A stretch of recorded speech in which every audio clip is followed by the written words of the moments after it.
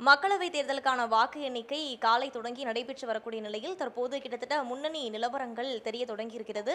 இது பற்றிய கருத்துக்களை பகிர்ந்து கொள்வதற்காக பாஜகவை சேர்ந்த சூர்யா நம்மோடு இருக்கிறார். அவரிடம் பேசலாம். வணக்கம் சார். சார், தற்போது வந்துட்டு கிட்டத்தட்ட முன்னிலை நிலவரங்கள் தெரிய ஆரம்பிச்சிருச்சு. இப்போ தமிழ்நாட்டை பொறுத்த வரைக்கும் பிஜேபி எத்தனை இடங்கள் வெற்றி பெறும் நீங்க நினைக்கிறீங்க? இப்போ இருக்கக்கூடிய பகுதியில் ஒரு இடத்துல முன்னிலை, மற்ற 12 இடங்களில் 2வது இடம்ல இருக்கும். வாக்கு சதவீதம்னு பார்த்தா தனியாக ஒரு 12%, கூட்டணியாக ஒரு 20% நெருங்குற அளவுக்கு வாக்கு சதவீதம் இருக்குது.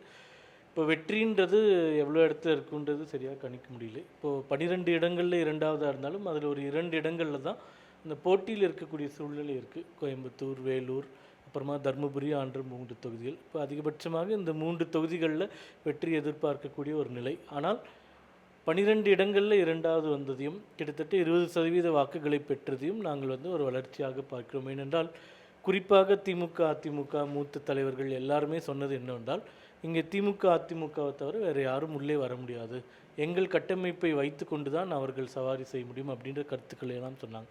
இப்போ அதை மீறி குறிப்பாக சென்னை போன்ற பெருநகரங்களில் இருக்கக்கூடிய 3 பாராளுமன்ற தொகுதிகள், தென் சென்னை, வட சென்னை, மத்திய சென்னை 3 தொகுதியிலுமே நாங்கள் அதிமுகவை பின்னுக்கு தள்ளி 2வது இடத்துக்கு வந்திருக்கோம். ஆகையால் இதை ஒரு நல்ல தொடக்கமாக நாங்கள் பார்க்கிறோம். வரக்கூடிய தேர்தல்களில் இந்த அடித்தளத்தை பயன்படுத்தி மேலும் கட்சியை வளர்ப்பதற்கான அனைத்து முயற்சிகளையும் நாங்கள் செய்வதற்கு தயாராக இருக்கிறோம். இப்போ அதிமுகவோடு கூட்டணி சென்றிருந்தால் சில இடங்களை வென்றிருக்கலாம், அந்த கருத்தை எல்லாருமே சொல்கிறாங்க. இருந்தாலும் எங்களுடைய உண்மையான பலம் என்னன்றது எங்களுக்கு தெரியாமலே போயிருந்திருக்கும்.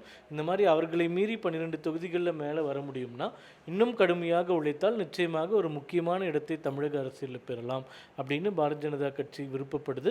நிச்சயமாக அதை நோக்கிய பயணமும் எங்களுக்கு இருக்கும், தலைமை அறிவுறுத்தலின் பேரில். இப்போ ஓவராலாக பார்த்தோம்னா பிஜேபி 290+லேருந்து முன்னிலையில் இருக்காங்க. அதே மாதிரி இந்தியா கூட்டணியுமே 230+ல இருக்காங்க. ஸோ எண்ணில் என்ன மாதிரியா முடியும் நினைக்கிறீங்க நீங்கள்? இப்போ நாங்கள் எங்களுடைய கணக்கு பிரகாரம் 320 தொகுதிகளில் எங்களுடைய தேசிய ஜனநாயக கூட்டணி முன்னிலை பெற்று வெற்றி பெறும் அப்படின்னு நினைக்கிறோம். 3வது முறை நெஹ்ருவுக்கு அடுத்தது நரேந்திர மோடி அவர்கள் முதல் தலைவர், 3வது முறை தொடர்ந்து ஆட்சியை தக்க வைக்கக்கூடிய ஒரு மிகப்பெரிய தலைவராக உருவெடுத்திருக்கிறார். நிச்சயமாக அடுத்த 5 ஆண்டுகளிலும் பாரத பிரதமர் நரேந்திர மோடி அவர்கள் எந்த ஒரு பிரச்சனையும் இல்லாமல் ஒரு நல்ல ஆட்சியை கொடுப்பார் அப்படின்னு நம்பிக்கை எங்களுக்கு இருக்கின்றது. இப்போ இருக்கக்கூடியது 295 தொகுதிகள். ஆனால் நிச்சயமாக இன்னும் வரக்கூடிய தேர்தல், ஏன்னா பல தொகுதிகளில் ஒரு 5000 வாக்குகளுக்கு குறைவான தொகுதியில் அந்த வித்தியாசம் மாறிக்கிட்டே இருக்குது. குறிப்பாக உத்தரப்பிரதேசத்தில் 12 தொகுதிகளில் 4000 வாக்குகளுக்கு குறைவான வித்தியாசத்தில் இருக்குது. அதனால் இதெல்லாம் எங்களுக்கு பாசிட்டிவாக வரும்போது நிச்சயமாக 320ன்ற எண்ணிக்கையை தொடர்றதுக்கு வாய்ப்பு இருக்குது.